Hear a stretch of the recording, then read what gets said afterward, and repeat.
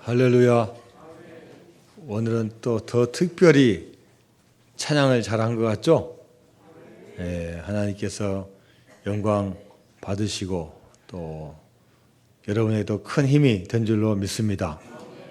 여러분 힘들고 어려울 때 등 뒤에서 받쳐주고 밀어주고 함께 해주면 얼마나 큰 힘이 되는지 모릅니다. 오늘 본문의 에베소 편지는 사도 바울이 에베소 교회에 있는 교회와 성도들에게 쓴 편지입니다. 이 편지를 받는 성도들은 2000년 전 로마 제국 시대에 살고 있습니다. 어느 시대이든지 마찬가지로 그 나라가 잘 되기 위해서는 먼저 가정이 잘 돼야 됩니다. 가정이 해체가 되고 가정이 어려워지면은 그 나라도 힘들어지게 됩니다. 그래서 이 로마 제국의 지도자들 또 로마 제국의 통치자들은 이 가정이 든든히 서가고 잘 되기를 원하고 있습니다. 그런데 옛날에 봉건 시대와 마찬가지로 이 로마 제국 시대에 있어서 이 가정은 여자는 그렇게 별로 중요한 존재가 아니었습니다. 여자를 하나의 인격체로 존중하기보다는 부속품으로 생각하는 경우가 많았습니다.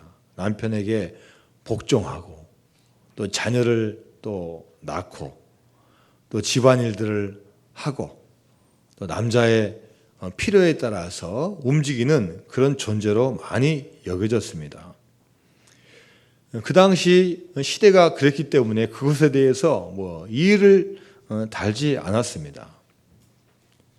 이렇게 여자가 대우를 받지 못한 시대에 사도 바울은 에베소에 있는 교회 편지를 쓰면서 특별히 가정에 있는 아내에 대해서 어떻게 해야 될 것인지, 남편이 아내에 대해서 어떤 자세를 가지고 가정생활을 해야 될 것인지를 오늘 본문을 통해서 분명히 이야기하고 있습니다. 25절에서 또 28절에서 남편이 아내를 사랑하라는 표현을 여러 번 사용하고 있습니다. 남편이 아내를 사랑하라고 할 때 여러분 이 사랑은 어떤 사랑을 말하겠습니까? 우리나라 말 한글은 이 사랑이라는 말을 하면은 여기에는 여러 가지가 포함되어 있는 거예요. 이 사랑하면은 부모님이 자식을 사랑하는 것, 형제를 사랑하는 것, 또 하나님 우리를 사랑하는 것 다 포함되어 있기 때문에 어떤 단어를 붙이지 않으면 이 사랑이 뭔지를 모릅니다. 그러나 헬라어에는 각기 특성에 맞는 사랑마다 단어가 따로 있었어요. 제가 옛날에 한번 한 적이 있지만 여러 단어가 있지만 특별히 세 가지 단어가 구분되어 있습니다. 자, 그 중에 첫 번째로 남녀 간의 사랑이라는 단어가 있어요. 그게 뭡니까? 에로스입니다. 에로스. 남녀 간의 사랑. 특별히 육체적인 사랑, 감정적인 사랑이고 자기 중심적인 사랑을 에로스라고 합니다. 그 다음에 또 어떤 사랑이 있습니까? 필레오라고 하는 사랑입니다. 필레오. 이 필레오는 서로 아는 사람들 사이에 느끼는 애정이나 우정이나 사랑을 말합니다. 그래서 서로 주고받는 이런 사랑을 말합니다. 그리고 또 여러분이 잘 아는 어떤 사랑이 있어요? 아가페의 사랑이 있습니다. 이 아가페의 사랑은 하나님께서 우리를 사랑하시는 그 무한하신 사랑, 헌신적인 사랑을 말합니다. 또 부모가 자식에게 주는 그런 헌신적인 사랑을 아가페라고 표현하고 있습니다. 자, 그렇다면 오늘 본문에는 이 사랑이라는 단어가 많이 나옵니다. 남편들이 아내를 사랑하기를 이런 표현이 많이 나오는데 그러면 여기는 이 사랑이라는 단어가 어떤 단어입니까? 자, 먼저 본문 25절 말씀을 같이 봅니다. 시작. 남편들아 아내 사랑하기를 그리스도께서 교회를 사랑하시고 그 교회를 위하여 자신을 주신 같이 알아. 자, 이 25절 말씀에도 사랑이라는 표현이 두 번 나옵니다. 남편들아 아내 사랑하기를 나와 있고 또 그리스도께서 교회를 사랑하시고 이 단어가 나와 있습니다. 자, 그럼 여러분 이 사랑이라는 단어가 두 번 나와서 두 단어가 틀린데 첫 번째 아내 사랑하기를 해서 이 사랑하기를 단어는 뭐냐면은 아가 아가파테라는 단어입니다. 아가파테. 두 번째, 예수님께서 교회를 사랑하시고 해서 이 사랑하시고 단어는 아가페센입니다. 자, 둘 다 어떤 단어에서 나왔어요? 아가페, 사랑이라는 단어가 나왔어요. 예수님께서 교회를 사랑하시는 건 당연히 아가페의 사랑이죠. 그런데 남편이 아내 사랑할 때 쓰는 표현도 이것도 아가파테, 아가페에서 나왔다는 거예요. 우리가 남편과 아내가 서로 사랑하는 것, 남자와 여자가 서로 사랑하는 것은 우리가 일반적으로 에로스 사랑이고 필레오 사랑인데, 두 부부가 하나가 되어서 남편이 아내를 사랑하는 그 사랑은 아가페 사랑이 되어야 된다는 겁니다. 자, 또 본문 28절도 같이 볼까요? 자, 28절 시작. 이와 같이 남편들도 자기 아내 사랑하기를 자기 자신과 같이 알지니 자기 아내를 사랑하는 자는 자기를 사랑하는 것이다. 자, 28절에도 또 사랑이라는 단어가 몇 번 나와요? 또 두 번 나와요. 자기 아내 사랑하기를 앞에서 한 번 나왔기 때문에 이 단어는 어떤 단어입니까? 아가파테라는 단어예요. 그런데 뒤에 나와 있는 자기 아내를 사랑하는 자는 자기를 사랑하는 것이, 여기 사랑은 뭐냐면 아가판이라는 단어예요. 이것도 어디서 나왔습니까? 아가페에서 나오는 거예요. 아, 그래서 우리가 한 가정에서 한 남자가 한 여자, 즉 남편이 아내를 사랑하는 사랑은 어떤 사랑이 되어야 되냐? 하나님이 우리를 사랑하는 것과 똑같은 그 아가페 사랑을 가져야 된다는 겁니다. 그런데 한 남자와 여자가 처음 만나서 결혼할 때 여러분 아가페 사랑으로 결혼하신 분 없어요. 여러분 어떻게 남편 만나셨습니까? 참 멋진 들판에서 자전거 타고 가는 그 남자가 너무 멋져 보였어. 또 어떻게 만나셨어요? 또 다 오래 사셔가지고 다 잊어버리셨네요. 우연히 마주친 그녀의 눈빛이 너무 황홀해서 다 처음에는 이성적인 만남이고 다 감성적인 만남으로 우리가 만났습니다. 처음부터 내가 이 여자를 하나님의 사랑을 가지고 그 넓은 사랑을 가지고 끝까지 사랑하겠다, 이런 분은 많지 않아요. 대부분 나하고 조건이 맞고, 야, 이 남자는 안정적이야, 이 남자는 미래가 있어, 이 여자는 예뻐, 이런 보통 에로스나 필레오 사랑을 가지고 우리가 대부분 만났다는 겁니다. 그래서 우리는 대부분의 이 하나님의 큰 뜻을 알지 못하고 나의 생각, 나의 만족, 나의 관점을 가지고 남자와 여자 만나서 같이 결혼 생활을 하는 거예요. 그런데 오늘 본문에서 사도 바울은 에베소 교인들에게 편지를 쓰면서 남편들이 아내 사랑하는 남편을 아가페라고 썼어요. 우리는 교회를 다니기 때문에 이 표현에 대해서 그저 부담감도 없고 그럴 거라고 생각하지만 2000년 전에 남성 중심의 사회에서 이 단어를 쓴 것은 충격적인 거죠. 여자분들은 너무나 감사한 거지만 남자들에게는 꼭 그런 사랑을 해야 되나? 내가 하는 사랑은 그런 사랑이 아닌데, 내가 지금 결혼한 이 여자는 내가 그렇게 만나지 않았는데라고 얼마든지 거부감을 느끼고 반대할 수 있는 표현이었다는 겁니다. 그럼에도 불구하고 사도 바울이 이 표현을 쓴 것은 그만큼 아내를 사랑하라는 의미가 담겨 있는 것입니다. 지금 우리에게도 이 단어, 이 명령이 의아하게 생각할 수 있습니다. 아니 목사님, 결혼하는 것은 남녀 간의 사랑이고 서로 이성적인 매력에 이끌려서 결혼하는 건데 무슨 아가페 사랑입니까? 이렇게 우리가 반문할 수 있습니다. 여러분, 성경은 이거 부인하지 않습니다. 남녀 간이 당연히 눈이 맞는 거고 또 조건도 따지는 거고 여러 가지 만나는 거죠. 그거 부인하지 않습니다. 그러나 부부간의 사랑은 거기에 머물러 있는 사랑으로 끝나서는 안 된다는 거죠. 그게 끝나는 게 아니라 그것을 승화시켜서 주님께서 이 교회를 사랑하신 것처럼 남편들이 아내를 사랑해야 되는 그 사랑을 우리가 가져야 될 줄로 믿습니다. 미국의 가정상담가 마틴 박사님이 주부들을 대상으로 물어봤습니다. 당신의 남편은 좋은 남편입니까? 그랬더니 결혼 1년 차 된 아내들의 98%가 예라고 대답했어요. 예, 내 남편은 좋은 남편입니다. 왜 그래? 왜 좋아요? 아직 몰라요. 아직 신혼 단꿈에 젖어 있어가지고 이 남자에 대해서, 아내에 대해서 몰라요. 그래서 야, 내 남편은 기대감을 가지고 살고 있는 거야. 설사 잘못하고 실수하더라도 좋아지겠지 하고 너무나 지금 행복하고 좋은 거예요. 그렇기 때문에 내 남편 좋다고 98%가 대답해요. 당신의 남편 좋은 남편입니까?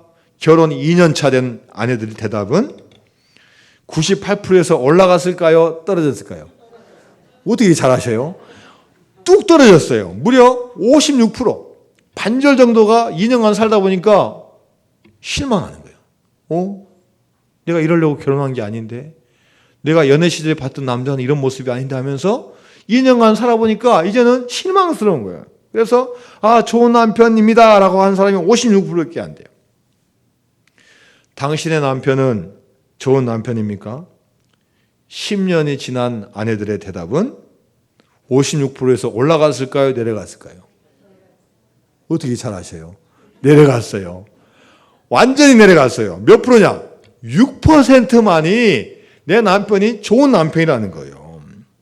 10년간 살다 보니까요, 이제 바닥이 보여. 실망해가지고 이제는 희망이 없어요. 희망이 없어. 자식 때문에 지금 살고 있고 어째서 살고 있지만 도대체 이 남자가 어떻게 앞으로 내가 살 건지 희망이 없어가지고 6%만이 좋은 남편이라는 거예요. 그런데 재미있는 결과가 있습니다. 당신의 남편 좋은 남편입니까? 물었을 때 결혼한 지 20년 지난 아내들은 이제 내려가요? 올라가요? 올라가요. 더 이상 내려갈 데가 없어요. 무려 95%가 예. 그동안 남편들이 회개해서 좋은 남자가 된 게 아니라 여자들이 깨달은 거예요. 야, 내가 옆에서 구박하고 가르친다고 이 남편이 좋아지는 게 아니구나.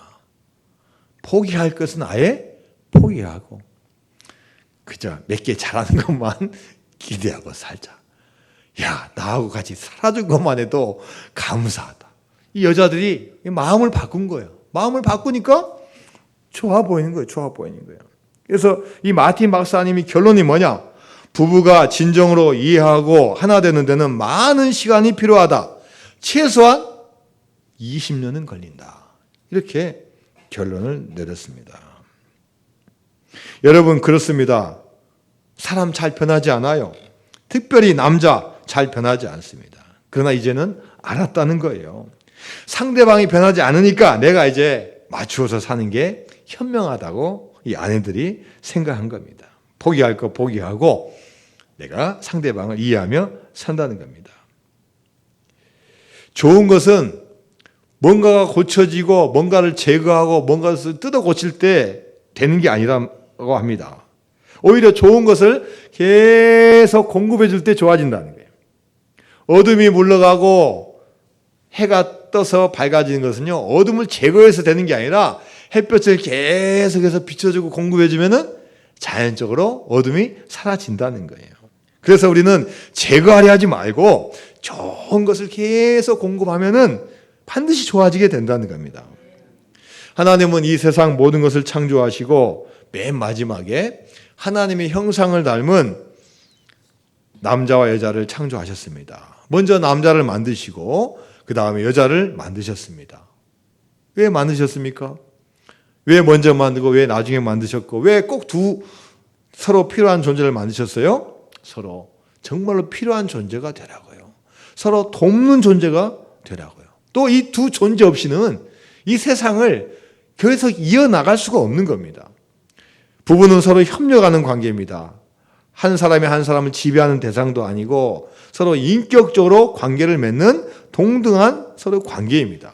서로 존중해주고 사랑을 해야 하는 대상입니다. 자, 아내에 대한 성경 구절이 또 한 구절인데요. 골로새서 3장 19절 말씀입니다. 시작. 남편들아 아내를 사랑하며 괴롭게 하지 말라. 자, 또 사도 바울이 골로새 성도들에게 편지를 쓰면서 남편들아 아내를 사랑하며 어떻게 하지 말라고요? 괴롭게 하지 말라. 왜요? 그 당시에 시대적인 풍습이 여자를 괴롭게 하며 살고 있는 거예요. 그래서 명령하는 겁니다. 남편들, 아내를 괴롭게 하지 마십시오. 왜요? 사회적인 분위기만 그런 게 아니라 이 남편의 본성이 아내를 괴롭게 하는 본성을 아예 가지고 있는 거예요. 그래서 수많은 남자들이 가정에서 일어나고 있는 일을 하고 있는 거예요. 때리고, 그다음에 부수고, 내 마음 듣지 않는다고 못하게 하고, 교회 못 가게 하고, 내 시대를 안 한다고 못하게 하고 하면서 자기 중심적으로 해서 자기 아내를 딱 규정을 짓는 거예요. 괴롭게 하는 겁니다. 하나님의 은혜가 있지 않으면 이 여자 괴롭게 하는 것을 멈출 수가 없다는 거예요. 그 남자가 은혜 받지 않고 정말로 변화하지 않으면은 아내 괴롭게 하는 거 절대 멈출 수가 없다는 거예요. 그래서 남편은, 특히 남자는 인정해야 돼요. 나는 여자를, 특별히 아내를 괴롭게 하는 존재다라는 것을 먼저 인정을 하고 들어가야 된다. 자기 본성을 바꾸지 않고 본성대로 내버려 두면은 계속해서 여자를 괴롭게 하고 힘들게 하는 존재가 우리 남자가 된다는 겁니다. 우리 할아버지, 아버지 세대 여러분 보셨습니까? 다 할머니, 엄마 다 결혼해서 오셨는데 대부분 다 남자 위주로 하는 거예요. 구박하고 때리고 심지어 막 둘째, 셋째 드리고 쫓아내고 그렇게 해왔습니다. 지금 시대라고 아내를 동등하게 여기지 않습니다. 남편은 아내 위에 군림하려고 하고 여자는 참고 침묵하는 것이 미덕으로 여겨집니다. 아내를 함부로 대하는 존재로 여겼습니다. 그리고 우리 모두는 그런 분위기에서 많이 자랐습니다. 이제는 우리가 남편과 아내가 서로 하나님이 짝지어 주신 귀한 존재, 서로 동등하고 서로 필요하고 서로 도와주는 그런 존재로 우리가 보아야 될 줄로 믿습니다. 자, 오늘 본문 25절 말씀 다시 한번 봅니다. 25절 시작. 남편들아 아내 사랑하기를 그리스도께서 교회를 사랑하시고. 아멘. 자, 남편들이 아내 사랑하는 것을 뭐에 비유했어요? 예수님께서 교회를 사랑하신 것처럼 사랑하라고 했습니다. 사실 예수님 당시에는 교회가 없었습니다. 성전은 있었고 유대인의 회당은 있었지만 교회는 없었어요. 그럼 교회가 왜 생겼습니까? 예수님이 십자가에 못 박혀 죽으심으로 말미암아 생긴 거예요. 죽으시고 부활하시고 또 40일간 이 땅에 계시다가 부활 승천하시고 또 남아있는 제자들이 마가 다락방에 모여서 기도하고 힘쓸 때 성령의 능력을 받고 그 능력을 받아서 막 나가서 복음 증거하고 그러면서 교회가 생긴 거예요.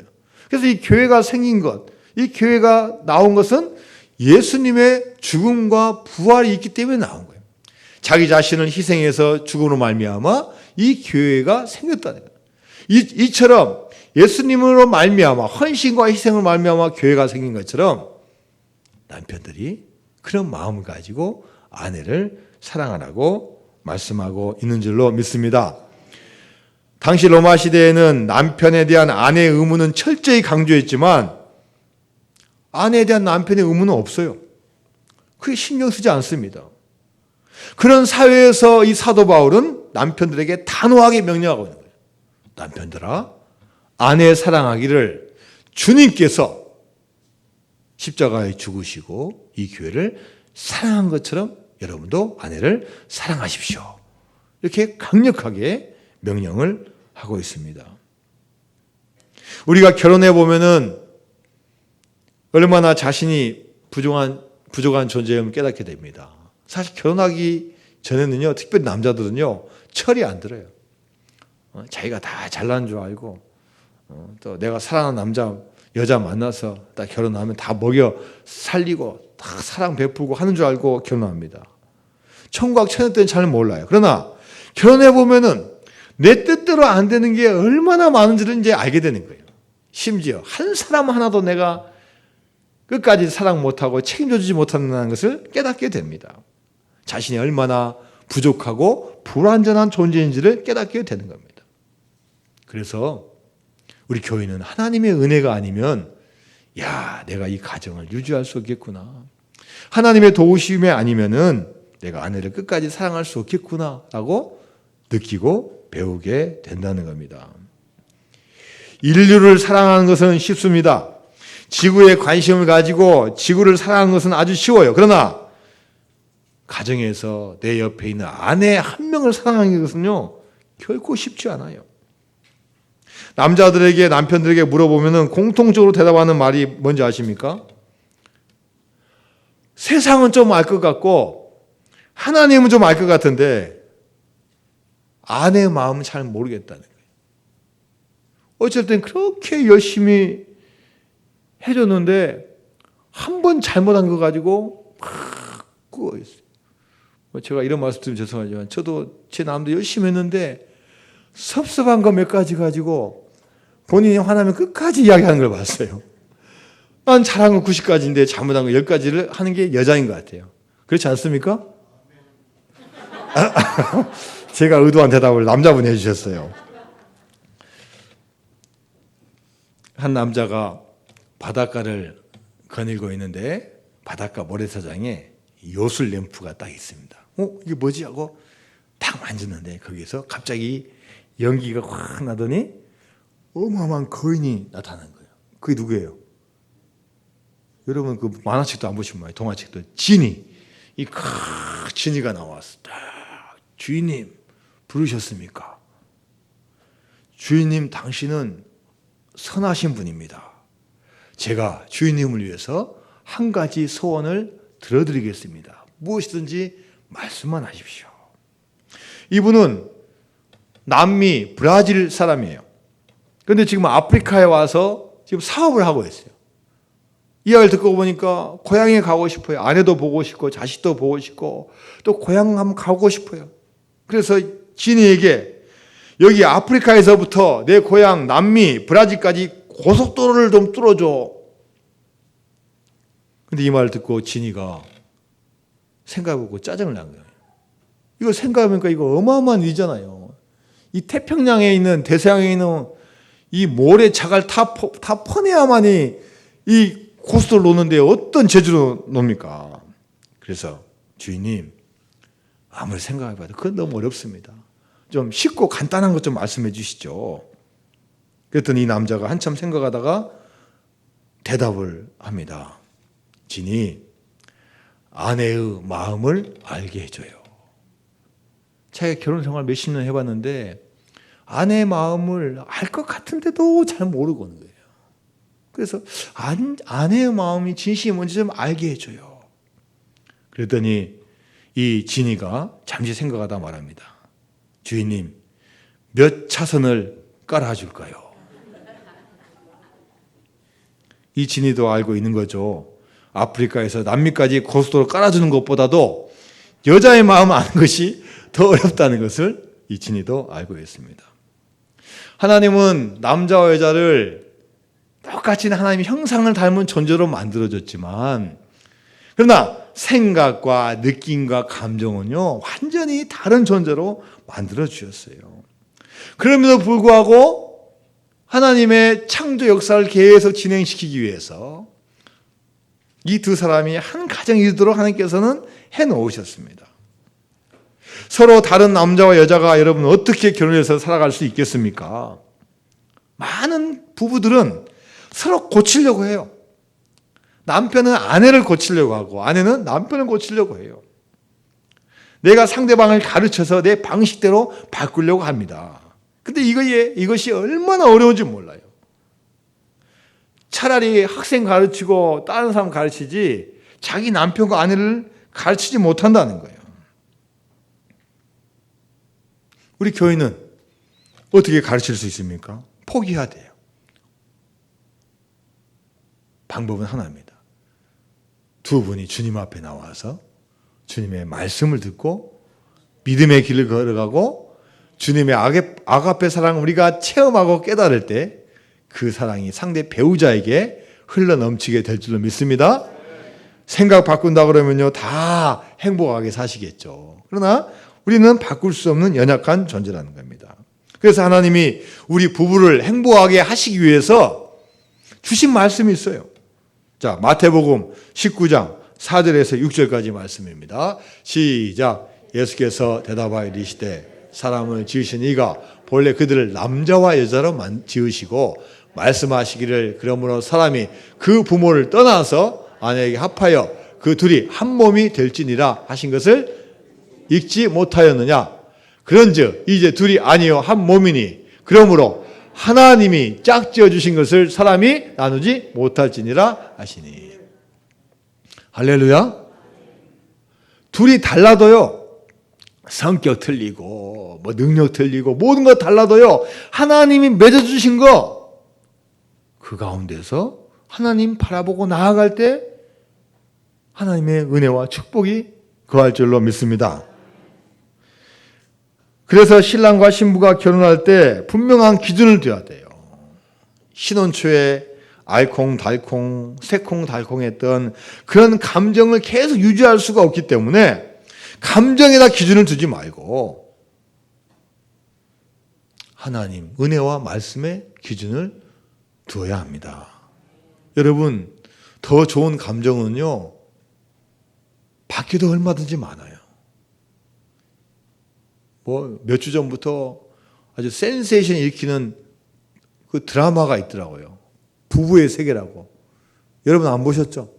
얼마나 많이 보는지요. 남녀 간의 이 불륜의 관계를 아주 그렸던 건데요. 여러분 남자나 여자나 이 감정이요. 밖에 가면 더 좋은 감정이 얼마든지 있을 수가 있다는 거예요. 감정이 기준이 되면 뛰쳐나가고 헤어지는 거예요. 그러나 교회는 남편들아 아내 사랑하기를 그리스도께서 교회를 사랑하신 것처럼 하라. 이런 말씀에 순종하며 나가야 될 줄로 믿습니다.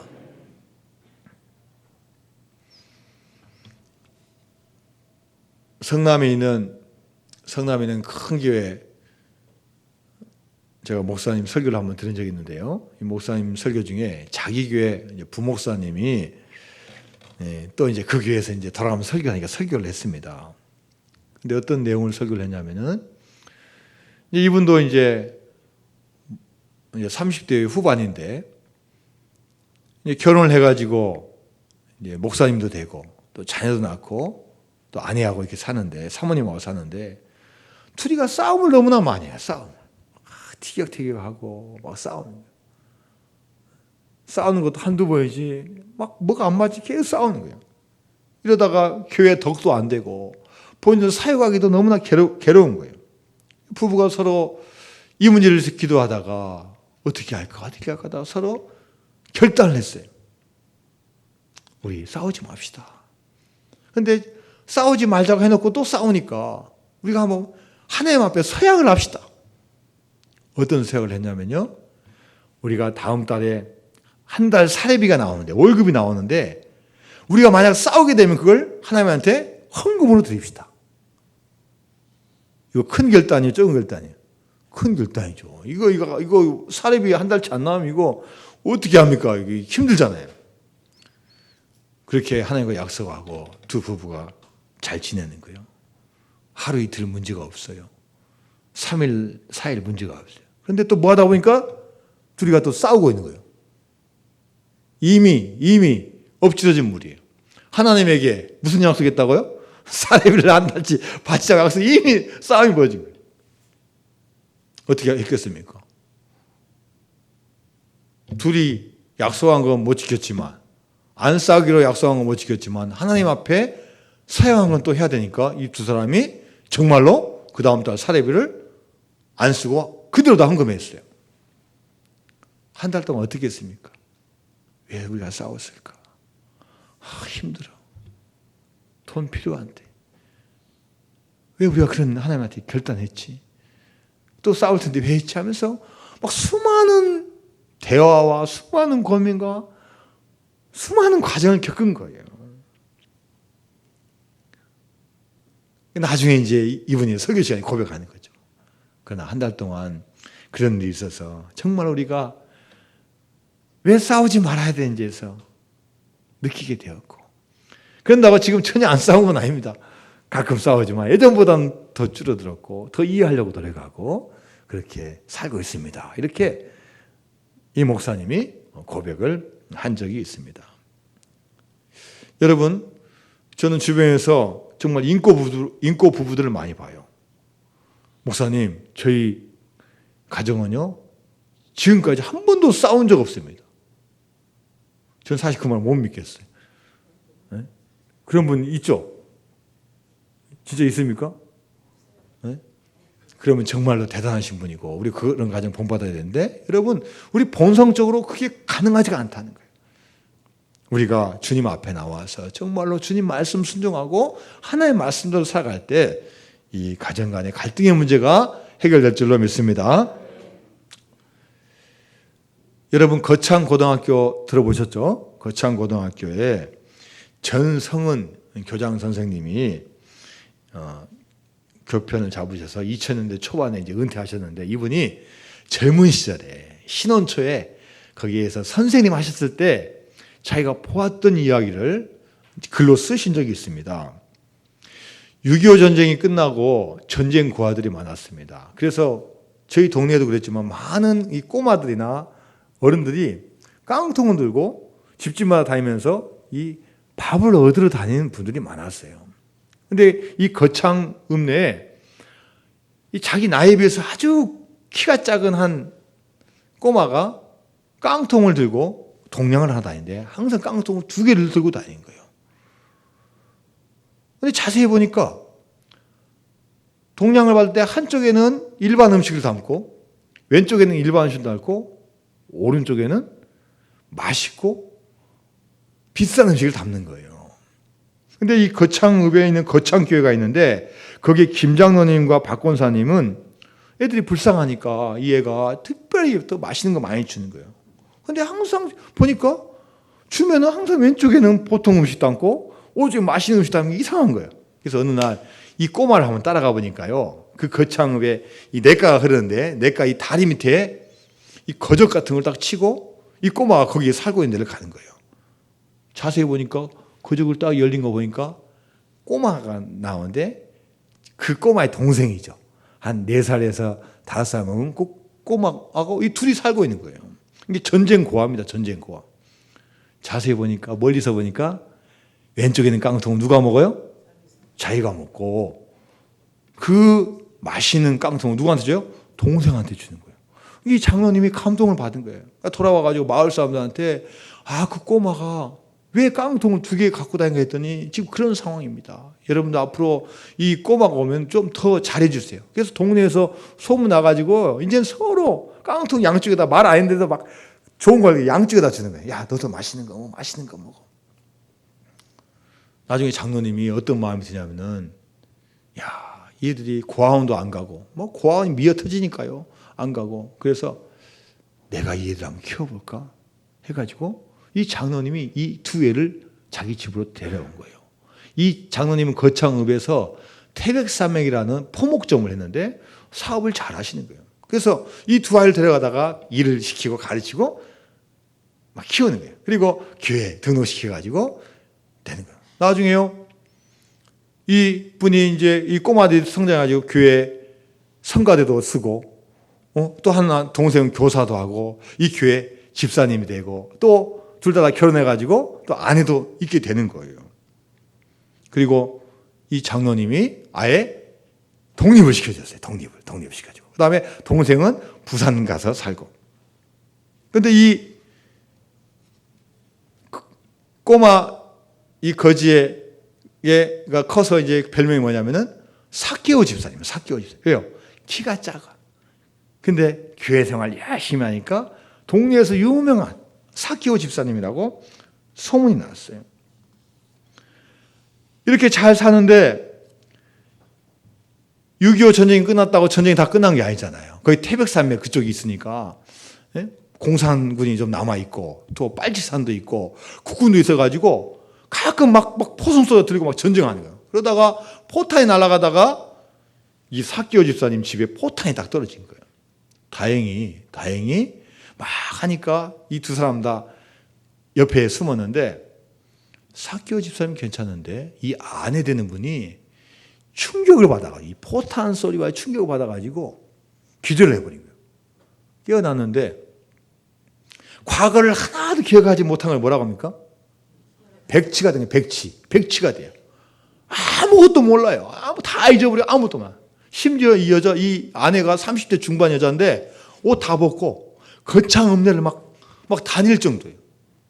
그러면 막 마을 사람들이 삭개오 집사님, 당신 아내 지금 옷 벗고 지금 다니고 있어. 그러면 막 자전거 타고 가가지고 막 옷 덮어주가지고 데려오고 이럴 정도였어요.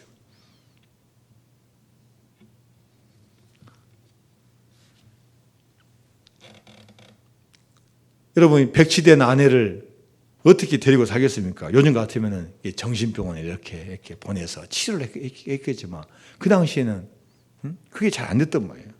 사람들이 충고합니다. 삭개오 집사, 백치 아내하고 헤어져, 이혼해, 딴 데 보내, 세장카 들어. 하지만 이 삭개오 집사는 끄떡도 안 하는 거예요. 그러다 어느 날 밤 이 전성은 선생님이 술 한 잔을 딱 마시고 술김에 사실 안 물어봤어야 되는데 한번 물어보는 거예요. 삭개오 집사님, 내가 물어볼 게 하나 있어요. 삭개오 집사님 왜 이혼하지 않고 저런 아내하고 사십니까? 삭개오 집사님이 머뭇머뭇하다가 부끄러운 듯 딱 한마디를 내뱉었대요. 그것은요, 결혼식 날 하나님 앞에서 한 그놈의 서약 때문에.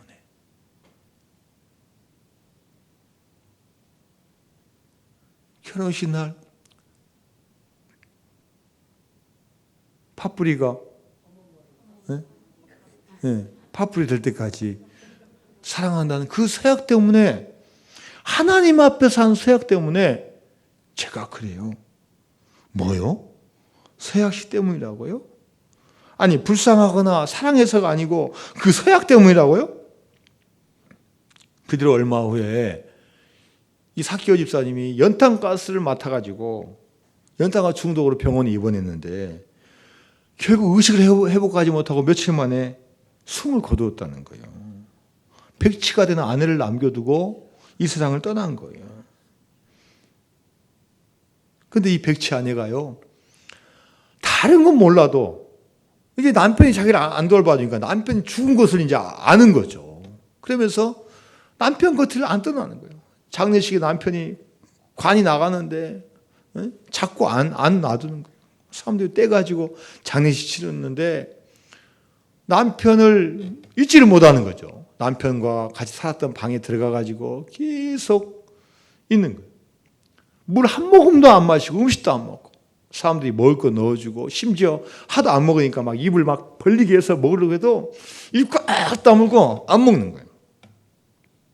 그러기에 10일째 방문을 열어보니까 잠자는 듯이 누워있는데 숨이 멈춘 거예요.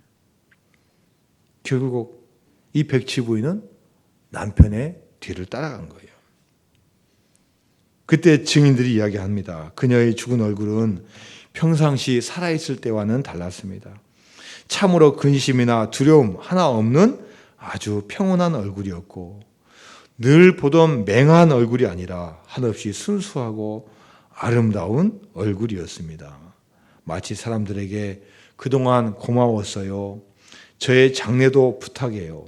저는 사랑하는 남편의 뒤를 따라갑니다. 천국에서 다시 봬요. 라고 말하는 것 같았습니다. 마을 사람들이 그녀의 장례를 치러줬습니다. 거창 읍내의 거의 모든 사람들이 할 말을 잃었어요. 희한한 것은 며칠간 한겨울 강추위가 극성을 부리다가 삭개오 집사의 백치 아내 장례식 날만큼은 이상하게 따뜻했다는 거예요.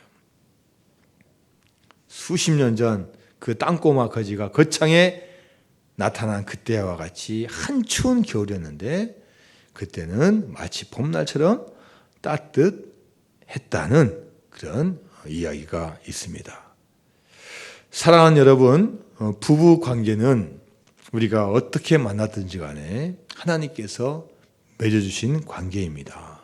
언약의 관계이고 약속의 관계입니다.